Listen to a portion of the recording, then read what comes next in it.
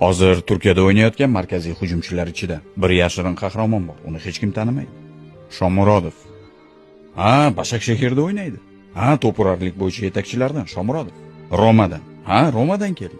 Agar hech kimni topa olmasa, Fenerbahçe Shomurodovni olish kerak. Tezkor.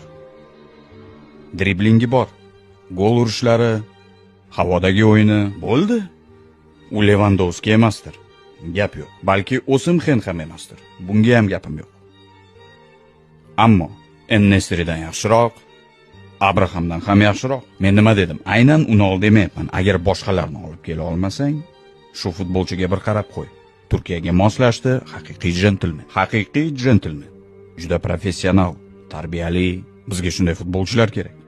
Bu savolni Turkiyadagi barcha murabbiylarga beryapman. Başakşehirning markaziy hujumchisi Shomurodovmi yoki Abrahammi? Shomurodov, bunga shubha yo'q. En-Nesrimi?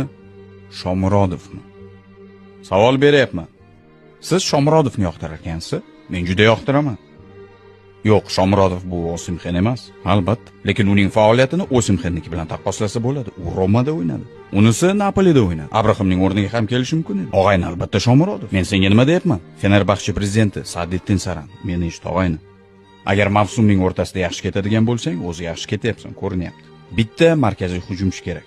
Qiyin variantlarni nima qilasan? Lewandowskini qo'lga kirita olmaysan. Qo'lga kiritsang, ajoyib. Shomurodovni ol, rohatlan. Qancha kerak bo'lsa to'la. Başakşehir uni sotadimi yo'qmi, bilmayman. Ol va rohatlan.